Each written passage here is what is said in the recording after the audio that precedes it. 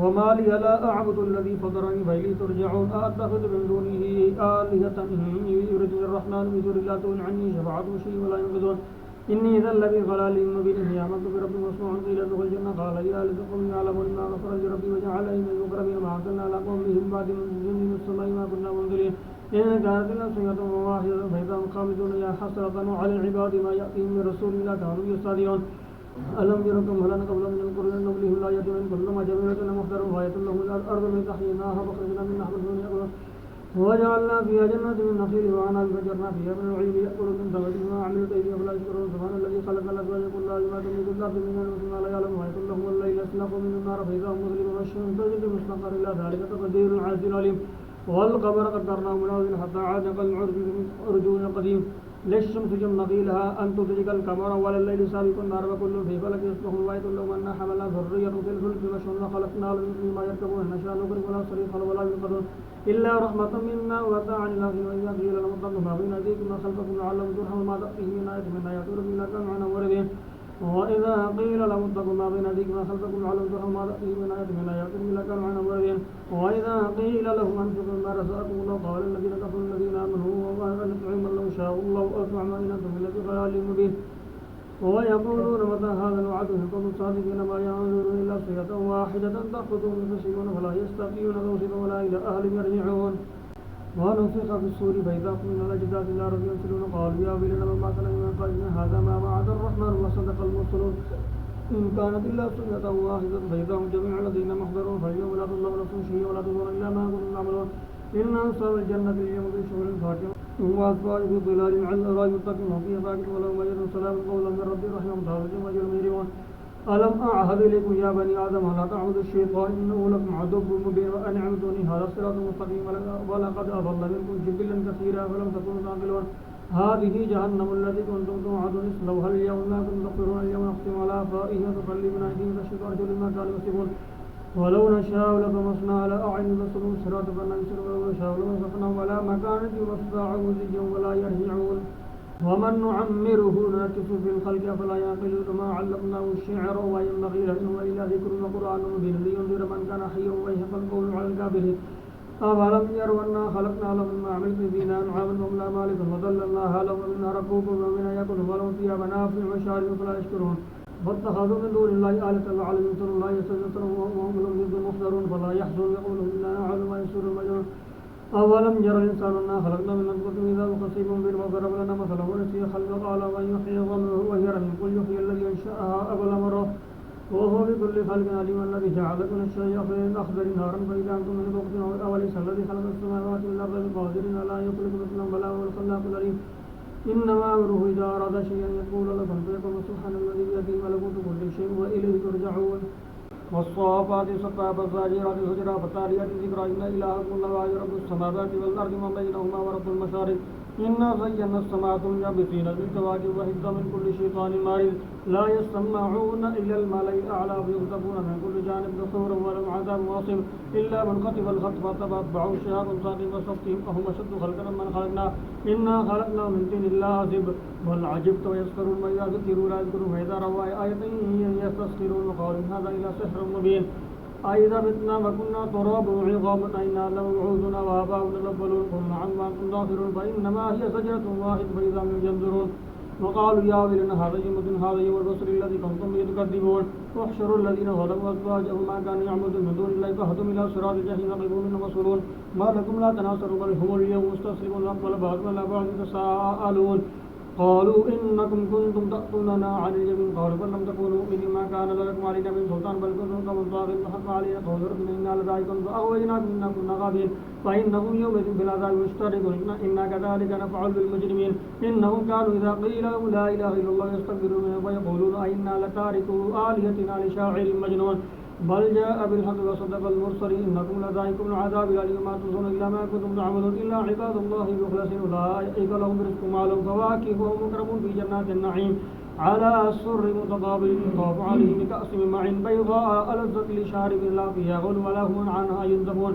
وعندهم قاصرات الطرف عين كأنهن بيض مكنون وأقبل بعضهم على بعض يتساءلون قال قائل منهم إني كان لي قرين يقول وإنك لمن المصدقين أئذا متنا فكنا ترابا وعظاما أئنا لمدينون قال هل أنتم مطاوعون فقال فراه في سواء الجحيم قالت الله إن كدت لتردين ولولا نعمة ربي لكنت من المخسرين أفما نحن بميت إلا موتتنا الأولى وما نحن بعذبين إن هذا لهو الفوز العظيم لمثل هذا فليعمل العاملون أذلك خير نزلا وشجرة تخرج إنا جعلناها فتنة للظالمين إنها شجرة تخرج في أصل الجحيم طلعها كأنه رؤوس الشياطين فإنهم لآكلون منها خالدين من البطون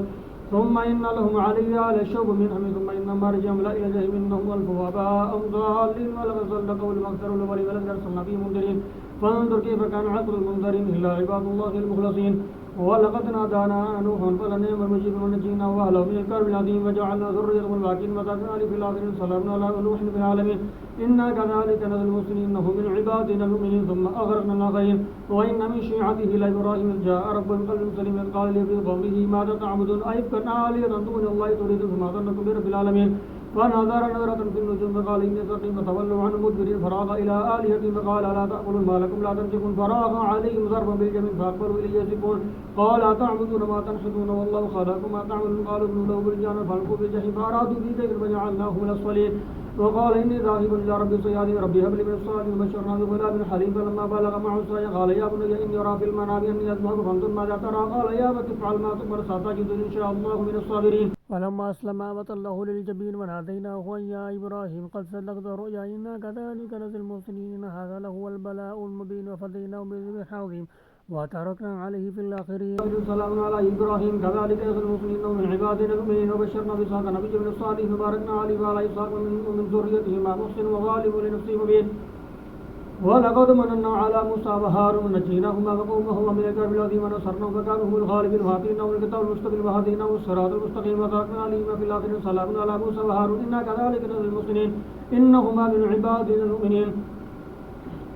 وإن إلياس لمن المرسلين إذ قال لقومه ألا تتقون تدعون بعلا وتذرون أحسن الخالقين الله ربكم ورب آبائكم الأولين فكذبوا فإنهم لمحضرون إلا عباد الله المخلصين وتركنا في الآخرين سلام على إلياس إنا كذلك نجزي المحسنين إنه من عبادنا المؤمنين وإن لوطا لمن المرسلين إذ نجينا وأهله أجمعين إلا عجوزا في الغابرين ثم دمرنا الآخرين وإنكم لتمرون عليهم مسلمين بالليل أفلا تعقلون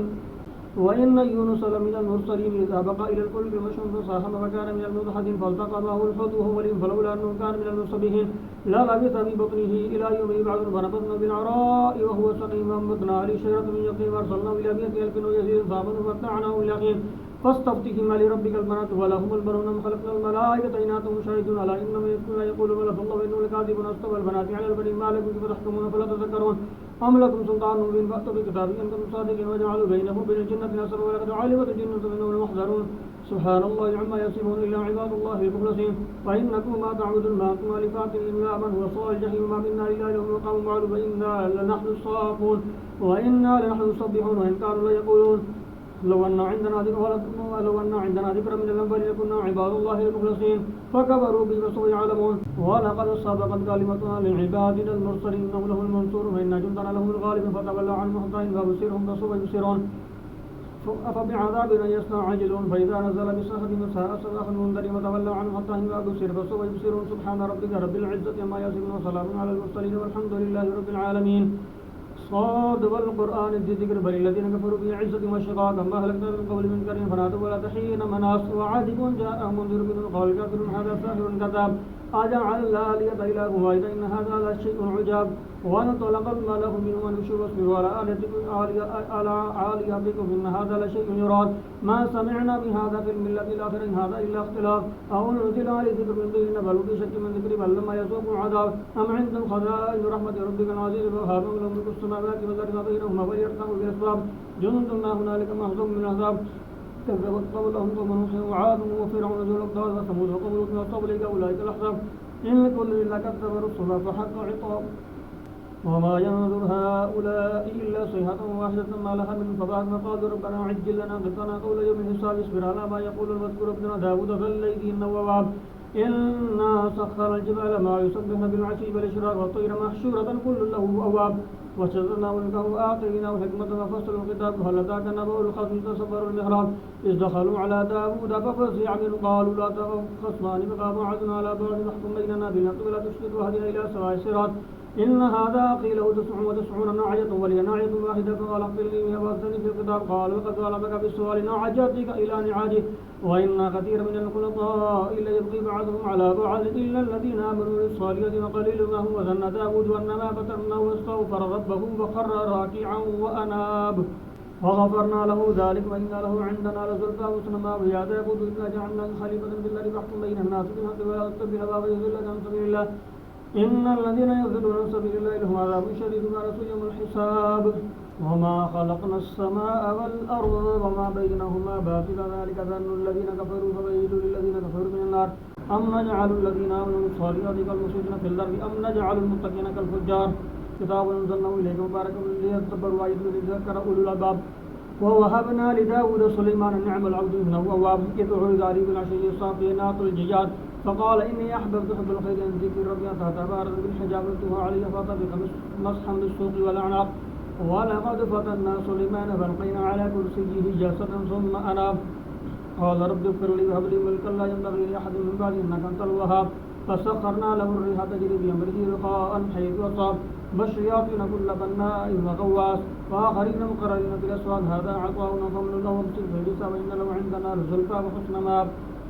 واذكر عبدنا أيوب إذ نادى ربه إني مسني الشيطان بنصب وعذاب اركض برجلك هذا مغتسل بارد وشراب ووهبنا له أهلا له معهم رحمة منا وذكرى لأولي الألباب وخذ بيدك ضغطا فضل فيه ولا تحنث إنا وجدنا صابرا نعم العبد إنه أواب واذكر عبادنا إبراهيم وإسحاق ويعقوب أولي الأيدي والأبصار إنا خلصناهم بخالصة ذكر الدار وإنهم عندنا لمن المصطفين الأخيار واذكر إسماعيل واليسع وذا الكفل كل من الأخيار هذا ذكر وإن للمتقين لمصحاب جنات عدن فتحت لهم الأبواب متكئين فيها يدعون فيها بفاكهة كثيرة وشراب وعندهم كافرة في الأتراب هذا ما توعدون اليوم حساب إن هذا لرزقنا ما لم نبات هذا وإن للطاغين شرماب لأنهم يصنعونه بصل من مهاد هذا فليذوق حميم مغصى وآخر من شكله أزواج هذا فوز بقطعهم معكم لا مرحبا بهم إنهم صالون بان قالوا بل أنتم لا مرحبا بكم أنتم قدمتم لنا وبئس القرار قالوا ربنا من قدم لنا هذا فزد عذابا ضعفا في النار وقالوا ما لنا لا نرى رجالا كنا نعد من الأشرار اتخذناهم سخريا أم ضاقت عنهم الأبصار إن ذلك لحق تخاصم وللنار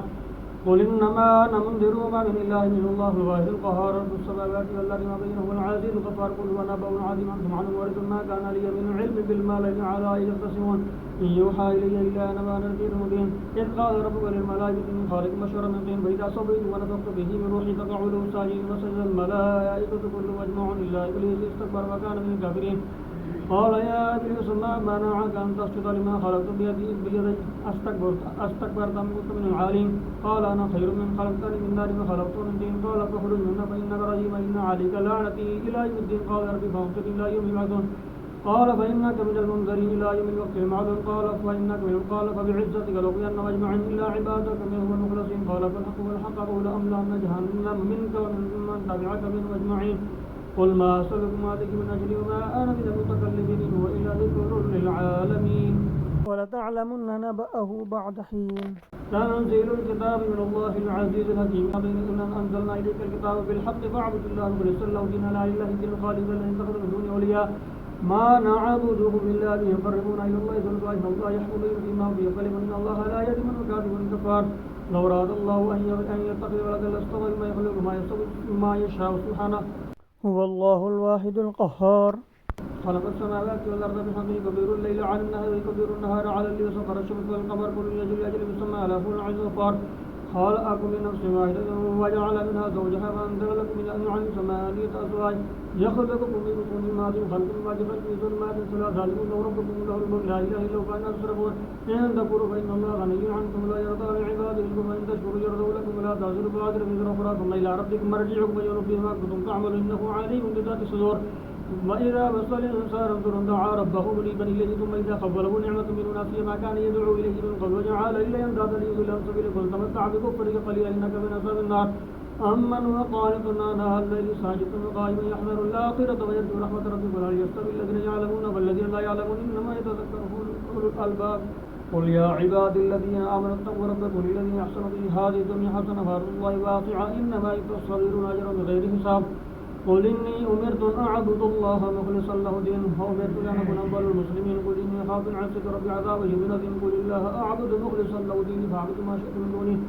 قل إن الخاسرين الذين خسروا أنفسهم وأهلهم القيامة على ذلك هم الخسران المبين لهم من فوقهم ظلل من النار من تحتهم ظلل ذلك يخلف الله في عباده يا عباده فاتقون والذين اجتنبوا الطاغوت أن يعبدوها وأنابوا إلى الله لهم الحسنى وبشر عباده الذين يستمعون القول ويتبعون أحسنه أولئك الذين هداهم وأولئك هم أولو الألباب فمن حق عليه كلمة العذاب فأنت تنزل من في النار لكن الذين اتقوا ربهم لهم غرف من فوقها غرف مبنية تجري من تحتها النار وعد الله لا يخلف الله الميعاد ألم تر أن الله أنزل من السماء ماء فسلكوا جنابها في الأرض ثم يخرج به زرعا مختلفا ألوانه ثم يهيج فتره مصفرا ثم يجعله حطاما إن في ذلك لذكرى لأولي الألباب أفمن شرح الله صدره للإسلام فهو على نور من ربه فويل للقاسية قلوب من ذكر الله أولئك في ضلال مبين الله نزل أحسن الحديث كتاب متشابه مثاني تقشعر من جلود الذين يخشون ربهم ثم تلين جلودهم وقلوب لا ذكر الله ذلك هدى الله يهدي به من يشاء ومن يضلل الله فما له من هاد أفمن يتقي بوجهه سوء العذاب يوم القيامة وقيل للظالمين ذوقوا ما كنتم تكسبون كذب الذين من قبلهم فأتاهم العذاب من حيث لا يشعرون فأذاقهم الله خزي في الحياة الدنيا والعذاب الآخرة أكبر لو كانوا يعلمون ولقد ضربنا للناس في هذا القرآن من كل مثل لعلهم يتذكرون قرآن عربي غير ذي عوج لعلهم يتقونه قل ضرب الله مثلا رجلا فيه شركاء متشاكسون ورجل سلم برجل هل يستويان مثلا الحمد لله بل أكثرهم لا يعلمون إنك ميت وإنهم ميتون ثم إنكم يوم القيامة عند ربكم تختصمون